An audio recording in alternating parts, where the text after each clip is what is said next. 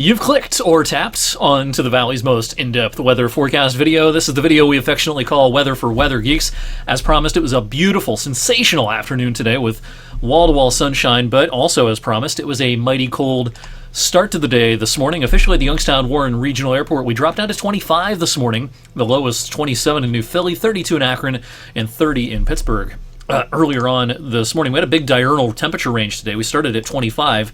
We hit 60 officially during the afternoon today, so a very seasonable afternoon after that cold start. Some local thermometers did in fact read 23, 24 degrees first thing this morning. But with a full supply of sunshine morning and midday, even into the afternoon, of course, it was a rapid warm-up. And, I talked about this last evening in case you missed it. We had a hard freeze last night. Will we see another one before the season is through? I kind of have my doubts that we'll see a temperature as cold as we had this morning.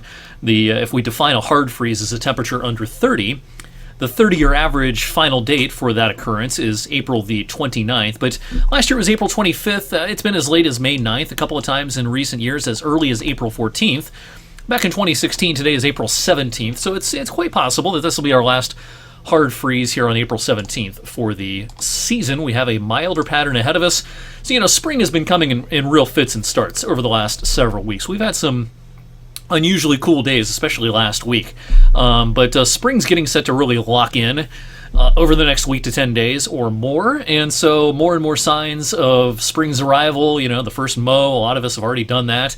Things are greening up in a hurry. The hummingbirds are coming northward in a hurry. There's been a few sightings in parts of Ohio. They'll be more and more common, I think, by next week in eastern Ohio and western Pennsylvania. So get those feeders out pretty soon. And, tonight is not going to be as cold as last night. That is for sure. In fact, no one's dropping even below freezing tonight, as we have a blanket of clouds heading our way, preventing temperatures from dropping very far. We also have a warm front heading our way. And while that front is producing a couple of showers out towards Cincinnati and some of the northern suburbs of Indianapolis as of a little after 7 o'clock, this is going to run into a lot of dry air coming east. And while there could be a sprinkle overnight in our TV viewing area, I would not count on much in the way of measurable precipitation. How about these temperatures for tomorrow? We've taken up our high temperature expectations tomorrow into the upper 70s. I think there's going to be some thermometers that hit the 80-degree mark tomorrow afternoon. Your car could very well hit 80 or even 81 or 82. Some unofficial thermometers will certainly see a number starting with 8 in parts of the region. If we do hit 80 officially at the airport, it would be ahead of schedule by about 4 days. The 30-year average date of the first 80 of the spring season is April 22nd. Last year was April 14th. We had a real early one, April 5th, 2 years ago. It's been as late as May 18th in recent years, back in that cold, chilly spring of 2020. We had snow on this date in 2020. We had a few inches worth of snow. We had snow around Mother's Day. We had our first 80 pretty late in the season, and of course that was the COVID spring as well, when COVID was coming on. Don't have a lot of fond memories, weather-wise and otherwise, during that stretch from March to May back in 2020. All right, it's going to be a warm day tomorrow. It's going to be a pretty breezy afternoon as well. I don't think we'll see a 50-mile-per-hour gust like we had earlier this week, but 30 to 35-mile-per-hour gusts will be pretty common, but that's a small price to pay with a good deal of afternoon sun and temperatures making their way into the upper 70s to around 80. So, good news for Friday, not so great news for Saturday. I think we're going to have showers here and there. The Storm Prediction Center, with their midday update today, did nudge the level 1 low-end risk of severe weather a little bit farther to the north. There's going to be a lot of wind shear overhead on Saturday. The question will be instability. I don't think there'll be a lot in our TV viewing area. Maybe it's a little bit higher south of Route 30 and especially down towards, Interstate 70 maybe.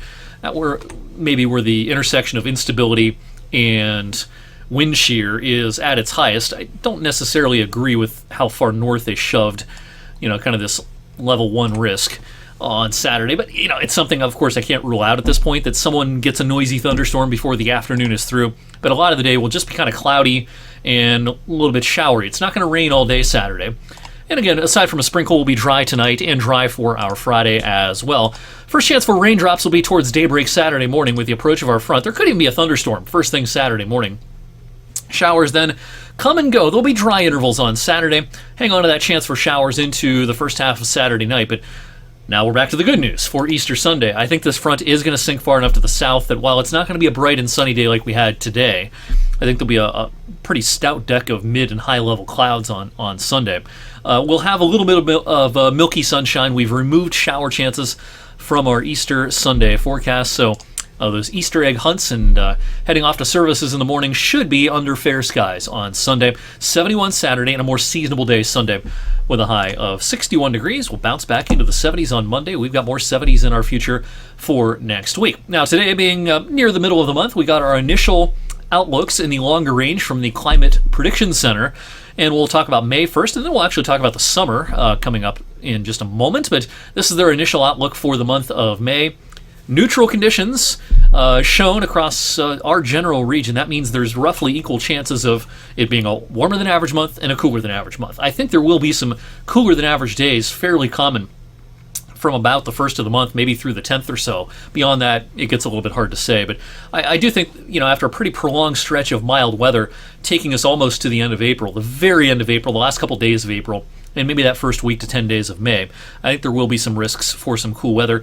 Precipitation-wise, I got no argument with what they have to say here in the month of May. A wetter than average outcome is favored, maybe not by a huge margin though. So, it doesn't look particularly waterlogged in May, but it may end up being a little bit wetter than the average. And also in the middle of the month, they do their, seasonal outlooks as well. And so this is their latest summertime outlook, June, July, and August. You'll notice across the lower 48 states, a cooler than average summer is not favored anywhere. I think it will be a particularly hot summer in the Intermountain West and parts of the Plain states. Hot and dry. It's going to get pretty bad, I think, in places like Denver, Cheyenne, Rapid City, maybe as far east as Kansas City and Omaha. Could be a real hot and dry summer out there. For us, I don't think it's going to be a scorcher of a summer. I don't think we're going to have one of those summers in which we have, a super high amount of 90-degree days or anything, but I also don't see many signals at this point that it will be an exceptionally cool summer either. So again, I don't really have an argument with what they put out here with their summer outlook here in mid-April. Of course, we'll be doing a lot more speculating on the summer season. We'll look at some of the modeling, we'll talk analogs, all that geeky stuff in future editions of Weather for Weather Geeks, of course, as we get a little bit closer to the summer season. One season at a time, I like to say. We're only halfway through meteorological spring, after all. Make it a great night, everyone. I'll see you back here Friday evening.